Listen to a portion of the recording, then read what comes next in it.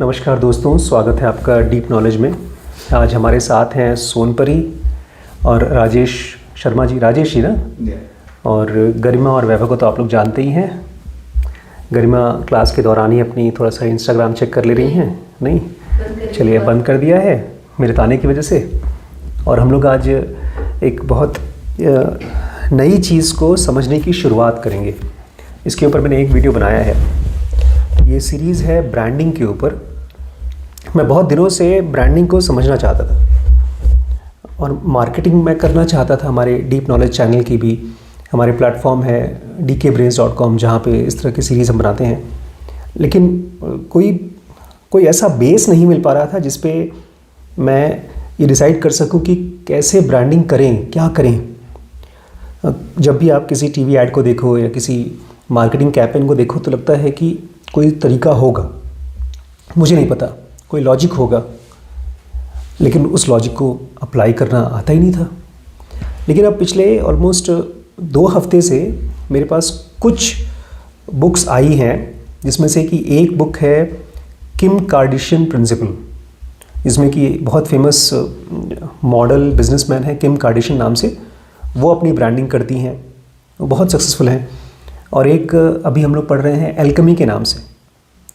और ये दोनों चीज़ें ब्रांडिंग को ट्रेडिशनल तरीके से नहीं पढ़ाती। जैसे स्कूल में पढ़ाते हैं maths, Hindi, English chapter wise पढ़ाते हैं, पहले ये करना है फिर ये करना है, ऐसे नहीं पढ़ाती।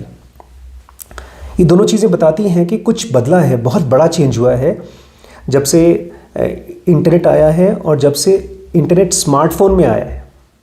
कुछ बहुत बड़ा शिफ्ट हुआ है, जिसकी वजह से एक नई प्रजाति आई है यूट्यूबर्स की, जिसमें से मैं भी हूँ। अब ये लोग किसी ख़ास चीज़ को इस्तेमाल करते हैं। अगर वो ख़ास चीज़ कंपनीज़ को नहीं पता तो वो भी फेल हो जाएंगी, वो स्ट्रगल करेंगी। अगर ये ख़ास चीज़ किसी छोटे बच्चे को समझ में आ गया है, 10, 12, 15 साल के बच्चे को, भले उसको वर्ड्स नहीं पता लेकिन उसको एप्लीकेशन समझ में आ गया, तो वो उसका फ़ायदा उठा सकता है। तो उसी ब्रांडिंग की सीरीज़ में मैं चाहता हूँ एक छोटा सा हम लोग टॉपिक कवर करें। पहले मुझे लगा था कि ये बहुत मुश्किल बुक है, और है भी मुश्किल बुक। लेकिन अब मुझे समझ में आया कि जैसे खाना खाते समय नहीं, खीर खाते समय किशमिश और बादाम आ जाता है, तो वैभव को तो पसंद नहीं है, लेकिन मुझे बहुत पसंद है। आपको पसंद है सोनपरी? किशमिश बादाम दोनों नहीं पसंद है? खीर और खीर के अंदर खीर खाती नहीं, तो कौन सी स्वीट डिश खाती हो? केक। केक खाती है? तो केक में क्या ड्राई फ्रूट्स अच्छे लगते हैं, किशमिश वगैरह? और उसमें आलमंड होता है? प्लेन केक पसंद है आपको? ओहो, मुझे तो सभी केक्स में, खीर में, हलवे में अगर वो मिल जाए नट्स तो बहुत अच्छा लगता है। आपको नहीं अच्छा लगता ना? मुझे हलवा अच्छा। लेकिन हलवे में आपको काजू अच्छा लगता है? थैंक गॉड, किसी में तो तुम खाती हो, मुझे लगता तुम खाती नहीं हो। तो ऐसे ही अगर हम लोग इस सीरीज़ को समझ सके, पढ़ सके, तो बीच बीच में बहुत बोरिंग हो जाएगा, बहुत बोरिंग, ऐसा लगेगा कि भाग जाए यहाँ से। लेकिन उसी बीच बीच में आपको टेस्टी चीज़ मिलेगी जो शायद हेल्प करे। तो पहली चीज़ तो आप लोगों को इंटरेस्ट होना चाहिए ब्रांडिंग में। अच्छा, किसको किसको लगता है कि वो ब्रांड है या नहीं है? मतलब ब्रांड किसको लगता है कि वो ब्रांड है? वैसे ब्रांड क्या होता है गरिमा? बाकी सबसे अलग हो, जैसे मान लीजिए गुची हो गया, गुची का एक बैग है, और मैं बाकी ऐसे रैंडमली कुछ बैग्स के बारे में बोलूं तो ज़्यादातर लोग नहीं जानते होंगे, बट आप गुची के बारे में आपको पता होगा क्योंकि वो अलग है बाकी सबसे, वो आपको कुछ अलग दे रहा है। सोनपरी का फेवरेट ब्रांड कौन सा है? कोई ब्रांड जानती हो जिसको आपको लगता है कि मुझे वो चीज़ खाना है, वही चीज़ की कंपनी का वो सामान चाहिए? थैंक गॉड आपको नहीं पता। बहुत लकी बच्चे ऐसे होते हैं जिनको ब्रांड्स नहीं पता होता। तुम्हें तो पता है। ब्रांड बेसिकली जब कोई कंपनी होती है, कोई ऑर्गेनाइजेशन होती है ना, तो वो कोई सामान बनाती है। जैसे एप्पल जानती हो आप? एप्पल, वो खाने वाला एप्पल। और भी कुछ जानते हो एप्पल में? क्या है एप्पल? आईफोन। हाँ फोन फोन का वो। तो ऐसा कोई ब्रांड जानती हो, एप्पल जैसा ब्रांड और कोई?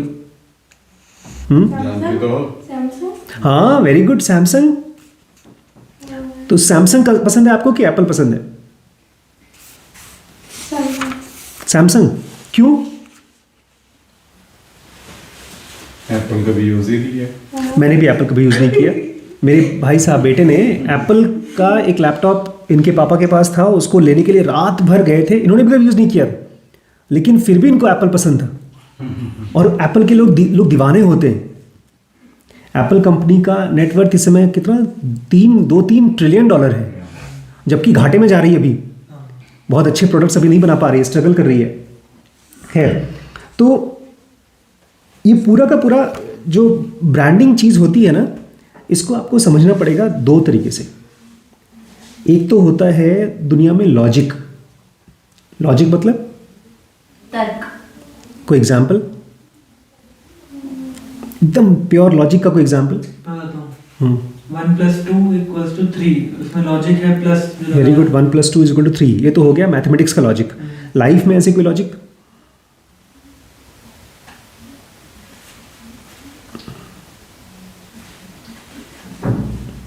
मेरा पेट भरा हुआ है इसलिए मैं खाना नहीं खाऊंगा, सिंपल सी बात है। लेकिन क्या ऐसा हम कर पाते हैं?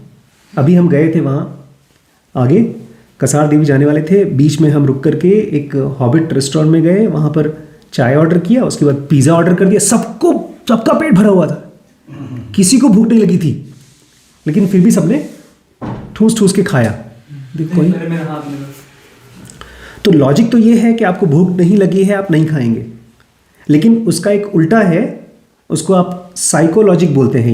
ये जो ऑथर है कि बहुत बार हम लोग ऐसी चीज़ें करते हैं जिसके बारे में हमको नहीं पता, फिर भी कर देते हैं। अब एक एप्पल नाम की कंपनी है, अब उसकी इंटरनल मेमोरीज, रैम कुछ नहीं पता, लेकिन फिर भी हमको लगता है कि मुझे बहुत पसंद है। तो जो लोगों को पसंद है वो है साइकोलॉजिक। इस पूरी बुक में इन्होंने यही समझाया है कि अगर ब्रांड को बनाना है आपको, तो you should work on psychology rather than logy.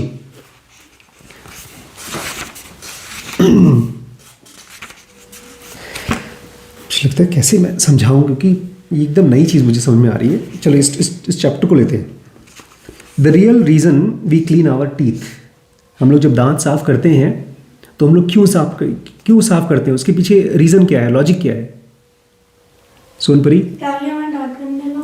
ताकि हमारे दांत गंदे ना हो। वेरी गुड, ठीक है। अब इसको समझते हैं इस बुक के हिसाब से। There is one example of human behaviour which has both an official medical purpose and deep psychological explanation, and which I think is helpful in showing how logical and rational explanation for our behavior may drown out the unconscious evolutionary one. कह रहे हैं आदमी जब हम किसी चीज़ को use करते हैं, किसी चीज़ के बारे में उसको पैसा देकर के खरीदते हैं, तो उसके पीछे 2 वजह होती है। एक तो है लॉजिकल रीज़न और एक है साइकोलॉजिकल रीज़न, ठीक है। Why do we people clean our teeth? एक सिंपल क्वेश्चन है, इसमें बहुत अच्छा होगा। पता है आज से हम लोगों को हर रोज़ क्वेश्चन पूछना चाहिए। जैसे हमारे पास हॉस्पिटल में पेशेंट्स आते हैं, तो कोई पेशेंट अल्ट्रासाउंड कराने क्यों आता है, इसके पीछे एक लॉजिकल रीज़न होगा, भाई उसकी तबीयत ख़राब है। अभी उसमें भी हम आगे चल के देखेंगे बहुत से साइकोलॉजिकल रीजंस हैं, अभी आगे चल के आएगा। तो we should start asking questions, why do somebody is doing something. तो उसमें आपको एक तो लॉजिकल रीज़न मिलेगा, लेकिन आपको खोजना होगा दैट नॉन लॉजिकल रीज़न और साइकोलॉजिकल रीज़न। तब आपको ब्रांडिंग समझ में आएगी कि मुझे कैसे ब्रांड करना है, because brand is something that hits your subconscious mind. एक छोटा सा बच्चा देवांश जो 15 साल का बच्चा है, जिसने आज तक कभी कोई गाड़ी चलाई नहीं है, फिर भी उसको लगता है कि मुझे एक बेंटले कार या पॉर्श कार को खरीदना है जब पैसे आएंगे। क्यों? क्योंकि उस कार ने उसके माइंड के साइकोलॉजी में कुछ हिट किया है।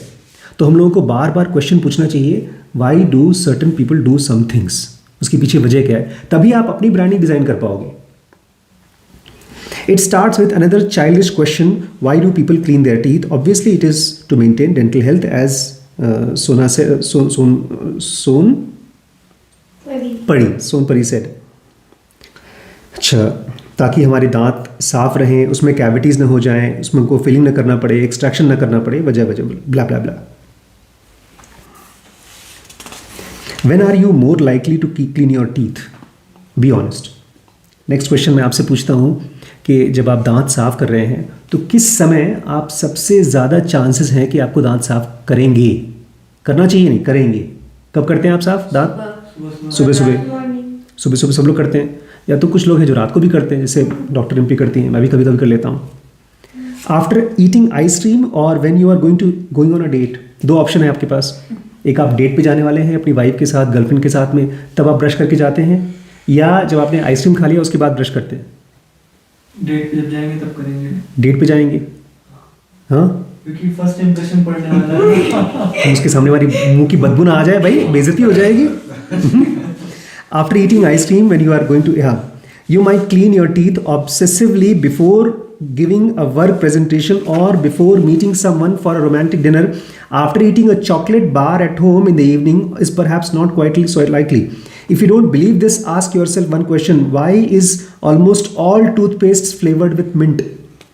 अब देखिए, मुझे याद है गांव में हम लोग जब जाते थे ना गांव में, तो वहाँ पर बहुत बार, अभी तो खैर सब जगह पर टूथपेस्ट मिल गया होता है, गांव में पहले टूथपेस्ट नहीं मिलते थे, तो हम लोग दातून किया करते थे, दातून नीम का करते थे, या तो दादी लोग दे देती थी नमक और उसके ऊपर सरसों लगा करके हम लोग करते थे, और कभी कभी तो राख से भी कर देते दांत साफ। हाँ, अब वो मज़ा नहीं आता था, तो मैं तो अपना ऐसे ही थोड़ा बहुत करकुरा करके वो दातून को ऐसे ही मुँह में चबा करके फेंक देता था। लेकिन जब शहर में आते हैं, मतलब जब हमारे पास जब टूथपेस्ट अवेलेबल होता है, तब करने का बहुत मन करता है। और ये इसलिए बिकॉज सारे टूथपेस्ट किस चीज़ के बने होते हैं? मिंट के। तो वो मिंट आपको एक स्पेशल फीलिंग दिलाता है कि you are feeling fresh. A recent trial proved that there were no dental health benefits to the practice of flossing. I imagine that the manufacturers of dental floss were terrified by this finding, but they can relax. I can confidently predict that this finding will have almost no effect on people's propensity to floss their teeth. They weren't really doing it for health reason in the first place. अभी एक recently test हुआ है, research हुआ है, जिसमें कि flossing जो करते हैं, आपको पता है फ्लॉसिंग क्या होती है? ये बीच में जो फंसता है, हाँ, जो दांत में धागे टाइप की चीज़ होती है, उसको ऐसे चलाते हैं तो दांत में कचरे जो है उसको निकल जाना चाहिए। और ये पता चला है फ्लॉसिंग से आपके दांतों की हेल्थ में कोई फर्क नहीं पड़ता। अच्छा, लेकिन फिर भी लोग करेंगे, क्योंकि लोग फ्लॉसिंग दांत की हेल्थ के लिए नहीं करते, कुछ और वजह से करते हैं। Even stranger than our teeth brushing behavior is our preference for Strippy toothpaste. When it first appeared in a product called Stripe, it aroused a great deal of debate over how it was made. हम लोग तो घर में कभी use नहीं करते। एक toothpaste आता है, उसको बोलते हैं स्ट्रिपी टूथपेस्ट, जानते हैं? देखा, ऐड तो देखा होगा यार। उसके अंदर में जब जो पेस्ट निकलता है ना, तो उसमें स्ट्राइप्स होते हैं, धारियाँ होती हैं, पेप्सोडेंट वगैरह में। जो लोग उसको यूज़ करते हैं ना, वो ऑब्सेस्ड हैं कि हमको वही चाहिए। अच्छा, क्यों? उससे क्या, स्ट्राइप्स वाले पेस्ट से आप ब्रश करेंगे तो ज़्यादा साफ हो जाएगा। और उसमें बहुत डिबेट थी कि इसको इतना बनाने में इतनी मेहनत लगती है। People dissected the empty container, other froze a full tube and then cut it open in a cross section. लोग जो बनाना चाहते थे ना, उसको काट काट के चेक करते थे कि कैसे बनाया गया है। लोगों ने उसको फ्रीज किया, उसके बाद फिर निकाला, बिकॉज आप जब पेस्ट करते हैं तो फिर भी स्ट्राइप्स में निकलता है, तो क्या वजह है? After all, the moment toothpaste enters your mouth, all the ingredients are mix together. So what was the point of keeping them separate in the tube? एक बार भाई मुंह में चला गया तो उसके बाद तो सब मिक्सड हो जाएगा, तो क्या फ़ायदा है उसको अलग अलग रखे? So what was the point of keeping them separate? There are two explanations. आपको याद है हम लोग किस चीज़ के बारे में पढ़ाई कर रहे हैं? ब्रांडिंग के बारे में। तो ये जो टूथपेस्ट को स्ट्राइप्स के फॉर्म में अंदर रखना है, उसके पीछे दो वजह हैं। एक सिंपल चाइल्डिश नॉवेल्टी, मतलब कुछ नया करते हैं यार, बस कोई वजह नहीं, for fun, very good. And second, psychologic, something which is very deep but we don't understand. Psychologically, the stripes serve as a signal, a claim that a toothpaste performed more than one function, fighting cavities, tackling infections and freshening breath. अब psychological reason ये है कि जो toothpaste है 3 काम करेगा तुम्हारे दांत में जाकर, 3 काम। और देखा है ऐड भी आता है तो उसमें दिखाते हैं जर्म से फाइट करेगा, आपके दांत में कैविटीज बचाएगा। अरे जब जर्म से फाइट करेगा उसी से कैविटी बचेगी। ये तो ऐसा है जैसे कि आप खाना खाएं और बोलें आपका जब खाना खाएंगे ना उससे आपके दांत मजबूत होंगे, पेट भी भर जाएगा और आपका इंटेस्टाइन भी साफ हो जाएगा। 3 काम करता है और वो है एक ही काम। तो जब आप टूथपेस्ट यूज करते हैं लोग जानबूझ के बताते हैं कि आपका टूथपेस्ट 3 काम करेगा, fighting cavities, tackling infection and freshing breath को ताज़ा करेगा। Was thought to be more convincing if a toothpaste contained 3 visibly separate active ingredients. 3 काम, 3 stripes. समझे नहीं क्या? वो उसको जस्टिफाई करने के लिए दिखा रहे थे। 3 स्ट्राइप है और दिमाग में 3 काम है। तो अब ये दिमाग जबरदस्ती उसको क्लिंक करेगा, हाँ ये वाला टूथपेस्ट है ना 3 स्ट्राइप वाला, ये तीनों काम करता है। वो जो व्हाइट वाला है खाली एक ही काम करता हो, जबकि दोनों एक ही काम करते हैं। In general, people are impressed by any visible extra effort that goes into a product. If you simply say this washing powder is better than the old powder, it has a hollow claim. In general, कोई भी चीज़ अगर आपको दिखती है तो आपको लगता है कि ये है। जैसे कि अगर आप कोई बोलता है कि मेरी वॉशिंग पाउडर उस वाले वॉशिंग पाउडर से अच्छी है क्योंकि इसके अंदर जो पाउडर के पीसेस हैं मोटे मोटे हैं, उसका कोई लॉजिक नहीं है। सारे वॉशिंग पाउडर एक तरीके से काम करते हैं, लेकिन उसमें मोटे मोटे पीस डालती हैं तो आपको साइकोलॉजिकल लगेगा नहीं सर्फ एक्सेल से अच्छा है। कौन सा ब्रांड? जो टाइड देखा है ऐसे ज़ूप करके चला जाता है और वाइट हो जाता है पूरा कपड़ा। वो तो ऐड है, लेकिन जब आप टाइड को खोलेंगे उसके अंदर की खुशबू आएगी और आपको एकदम नाक के अंदर हिट होगी। आप बोलेंगे नहीं यार कपड़े सही में साफ करता होगा। जब नाक जर्म में से मेरे नाक मर रहे हैं तो कपड़े में से तो मरेंगे। If you replace the powder with gel, a tablet or some other form, the cost and the effort which have gone into the change makes it more plausible to the purchaser. There may have been some real innovation in the new content. इसलिए अगर company अपना कुछ पैसा लगाती है, कुछ effort लगाती है, उसमें पाउडर के अंदर कुछ एक्स्ट्रा जेल डाल देगी, टैबलेट डाल देगी या कुछ और कर देगी, तो हमारे दिमाग को, हमारे सबकॉन्शियस माइंड को लगता है नहीं कुछ एक्स्ट्रा है, कुछ रियल इनोवेशन किया गया है। इनोवेशन कुछ नहीं किया गया, इनोवेशन खाली ये किया गया कि हमको कन्विंस कर रहे हैं माइंड को कि नहीं अच्छा है। अब एक बहुत ही बदबूदार एग्जाम्पल आने वाला है, प्लीज बेयर विथ मी, इसके बाद आएगा। The reason toothpaste is an especially interesting example is because if an unconscious motivation happens to coincide with a rational explanation we assume that it is rational motive which drives the action. अब toothpaste का example इसलिए बहुत important है because हमारे mind को अगर ये समझ में आ जाए कि कोई रैशनल और कोई अनकॉन्शियस मोटिवेशन, मतलब हमारे अंदर में कोई चीज़ हम बहुत स्ट्रांगली करना चाहते हैं। लेट्स से मैं फिल्म देखना चाहता हूँ और मुझे वो एवेंजर की नई फिल्म आ गई और देखना ही देखना है, और उसी में एवेंजर वाले बोल दें कि हमने ना मैथमेटिक्स को यूज़ किया है और बच्चे इस फिल्म को देख करके मैथमेटिक्स में तेज़ हो जाएंगे। तब तो पापा मम्मी बोलेंगे कराना ही है और बच्चे उसको डबल बढ़ के देखेंगे, जबकि उसमें कोई मैथमेटिक्स नहीं है। खाली अगर ऐड में बोल देते हैं और 2-4 डायलॉग्स में बोल दें, जैसे आपकी फिल्म आई थी इनकी ओपेनहाइमर, एक फिल्म आई थी, नाम सुना है ओपेनहाइमर? एक बहुत फेमस फिल्म आई थी जिसमें कि जो बॉम्ब नहीं है, एटॉमिक बॉम्ब, उसके बारे में दिखाया था कैसे ओपेनहाइमर नाम का एक साइंटिस्ट था, उसने बॉम्ब बनाया था।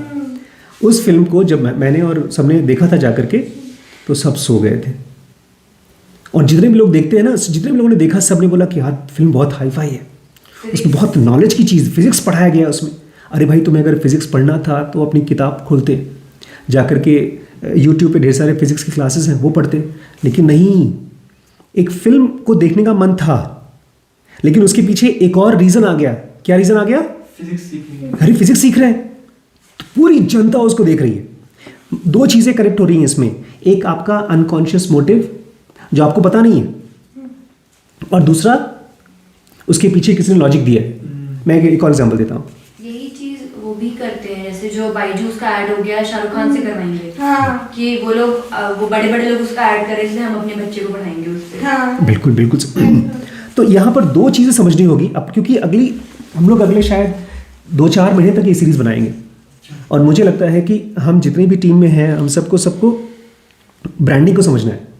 मैं चाहता हूँ कि डीप नॉलेज या डीके ब्रेन्स एक ऐसा प्लेटफॉर्म बने जहाँ पर सचमुच में मेरी लाइफ में जो ट्रांसफॉर्मेशन आया था, मैं आपको बता रहा हूँ शर्मा जी, राजेश जी, सन 2003 में इन दोनों की मम्मी की डेथ हुई और उसके बाद मैं बहुत दुखी हो गया था।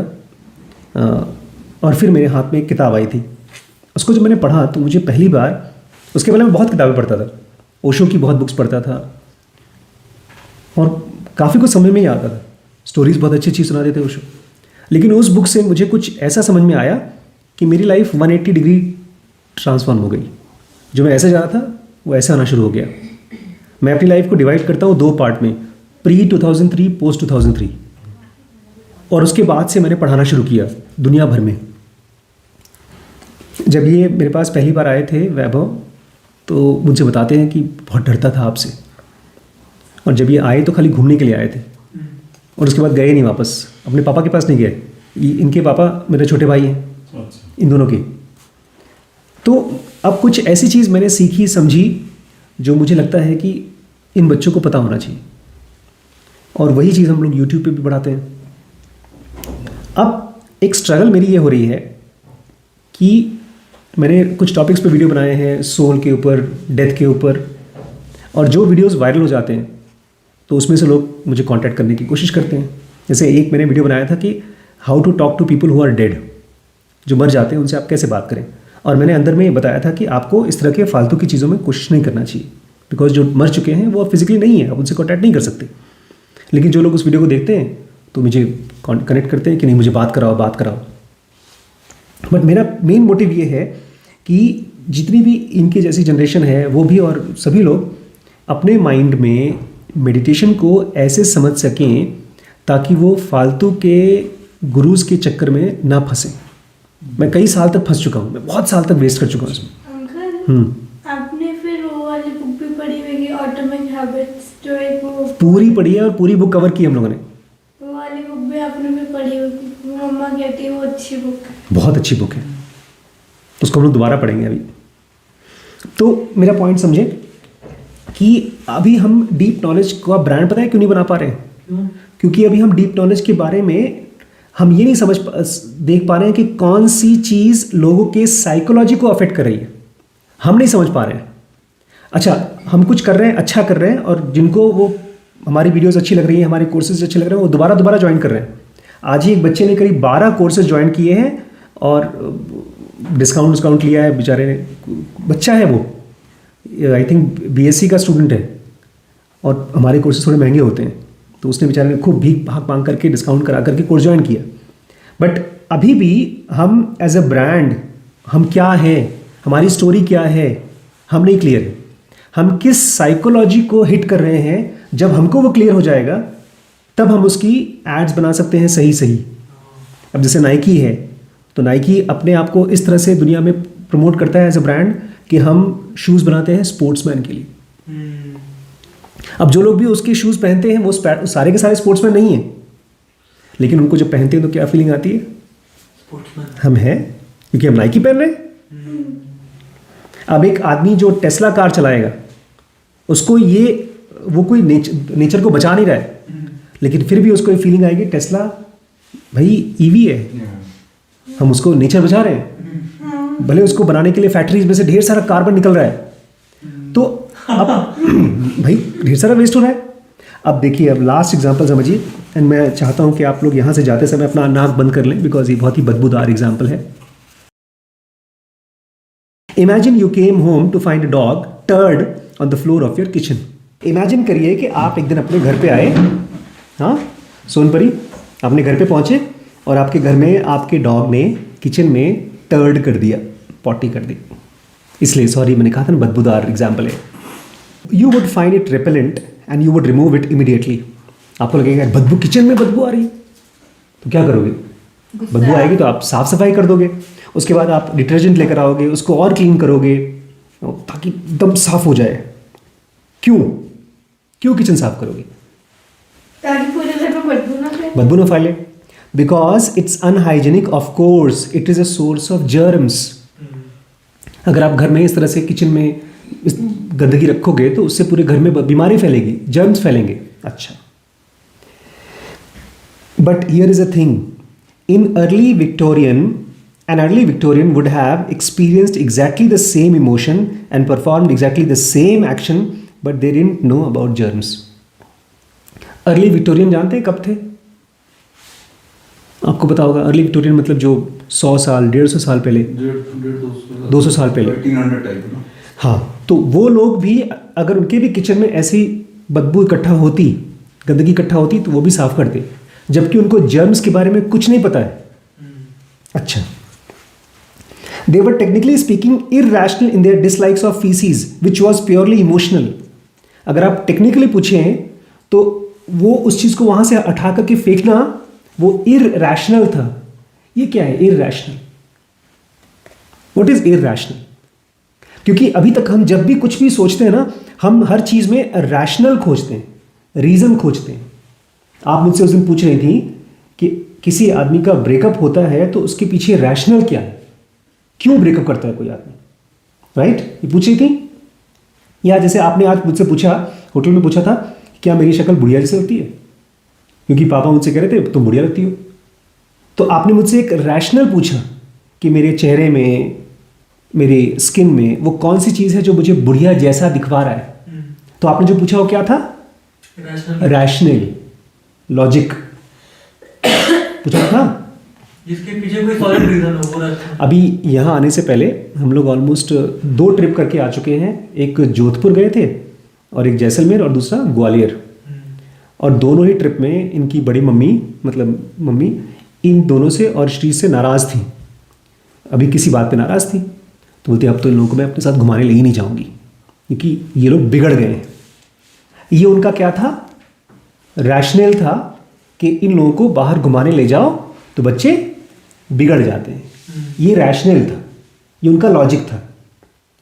अब जब यहाँ आने का प्लान हुआ तो फिर से वो तीसरी जगह प्लान करी थी कहीं घूमने का। तो मैंने कहा यार तो पहाड़ों पे जा सकते हैं, ठंड, तुमको पहाड़े पसंद भी हैं? बोलती ठीक है। फिर मुझसे पूछती हैं बच्चों को ले चलना है?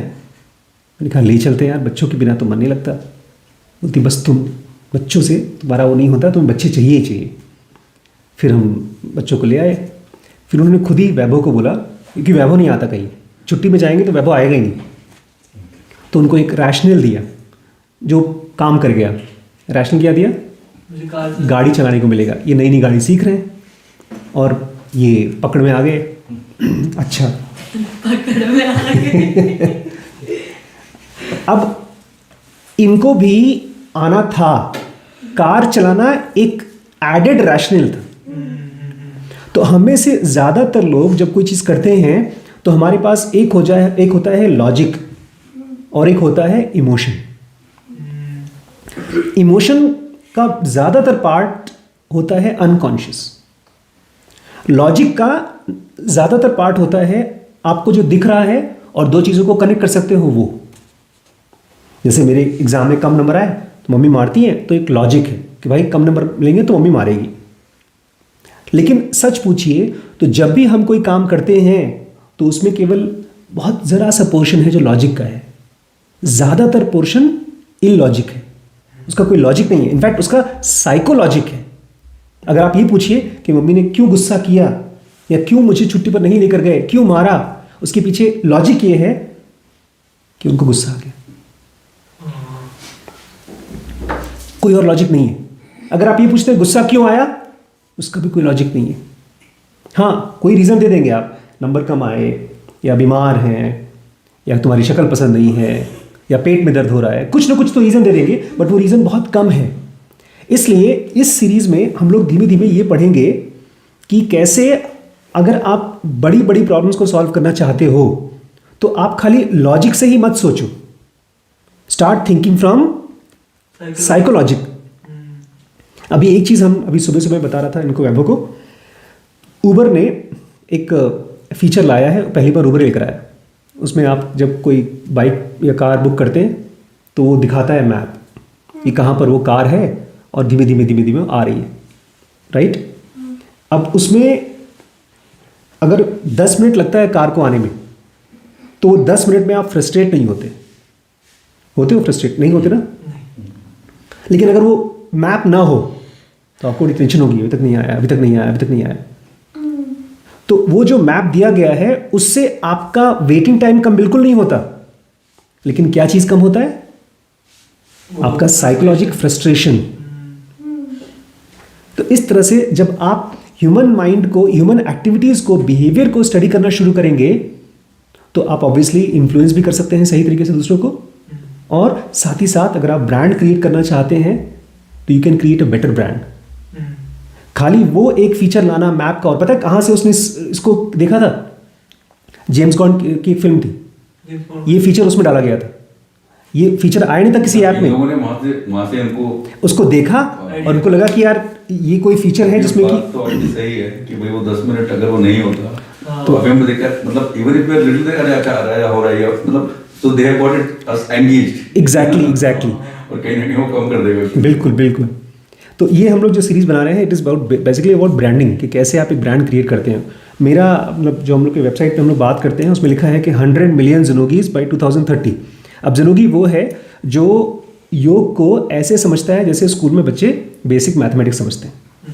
और एक बार मुझे याद है, मैं गाज़ियाबाद में था, तो वहाँ पर एक बच्चा था, बहुत यंग था, उसको हाइपर एक्टिविटी की प्रॉब्लम भी थी, अटेंशन डेफिसिट की प्रॉब्लम थी। तो उसको मैंने सिखाया था जो भी हम लोग सिखाते हैं माइंड के बारे में। उसमें एक आई सेंटर बताते हैं, ई सेंटर बताते हैं, इमोशन होता है, इंटेलिजेंस होता है, ये सब मैंने उसको बताया था। और उस बच्चे ने तो मुझे अमेज कर दिया, मतलब सरप्राइज़ कर दिया। बोलता है, मैं अंकल आज मम्मी ने मुझे पैसे दिए थे साइकिल ठीक कराने के लिए, कुछ 50 रुपये 100 रुपये दिए थे, और जब मैं वहाँ गया साइकिल ठीक कराने तो मेरा आई सेंटर बोलता है साइकिल ठीक कराना है, मतलब इंटेलिजेंस, और मेरा ई सेंटर बोलता है नहीं चिप्स खाना है। अब मेरे आई सेंटर में और ई सेंटर में लड़ाई हो रही थी, चिप्स खाऊं कि ये साइकिल ठीक कराऊं। फिर बहुत देर तक सोचने के बाद मुझे बीच में से नया आइडिया, मैंने कहा क्या? बोलते हैं मैंने आधे पैसे का तो साइकिल ठीक करा लिया और बाकी आधे पैसे से मैंने छोटा वाला चिप्स ले लिया, तो विन विन सिचुएशन हो गया। मेरे को इतनी खुशी हुई कि at least he is using his mind like a yogi. योगी ऐसे सोचता है, जैसे कृष्ण से जब पूछते हैं ना, अर्जुन पूछते हैं कि आदमी गलतियाँ क्यों करता है, तो कृष्ण बोलते हैं कि तीनों गुण हैं, IES मैं सुबह बता रहा था आपको कि इंटेलिजेंस, इमोशन और इंस्टिंक्ट करके 3 गुण हैं, रजस, सत्व और तमस। तो जो आदमी इन तीनों को समझ पाता है और उनको रेगुलेट कर पाता है, वो फिर अपने ऊपर विजय प्राप्त कर सकता है। तो अभी भी हम लोग मैं तो बहुत दिन से सोच रहा था कि आखिर हम लोग इसको ब्रांडिंग को करें कैसे। तो अब मुझे लगता है कि we should be thinking psychologic rather than only logic. तो they are far easier and more beneficial. तो ये था आज का topic, why do people brush their teeth. और मैं आपको बता दूं, आज मैंने ये क्लास करने के पहले ब्रश कर लिया था भैया, क्योंकि अभी भी पिज़्ज़ा खा के आया था मैं। हमको आइडियली ब्रश करना चाहिए खाना खाने के तुरंत बाद, बिकॉज जितना देर तक आपके दांतों में कचरा रहेगा वो अट्रैक्ट करता है इन्फेक्शन। नहीं, मैं कुछ दिन पहले पढ़ रहा था, एक डिबेट ही चल रहा है even whether you should do it before breakfast or after breakfast। हाँ, मैंने भी देखा था वीडियो। ब्रशिंग जैसे इनकी मम्मी बोलती है, तुम अगर ब्रश करने के बिना खाना खाते हो, मतलब बिना करे खाना खाते हो तो तुम्हारे जर्म्स पेट में चले जाएंगे। उसका कोई लॉजिक नहीं है। बेसिकली ब्रश होता है ताकि आपके दांत खाने के बाद साफ रहें। तो there is logic. they could not conclude in that। Thank you दोस्तों।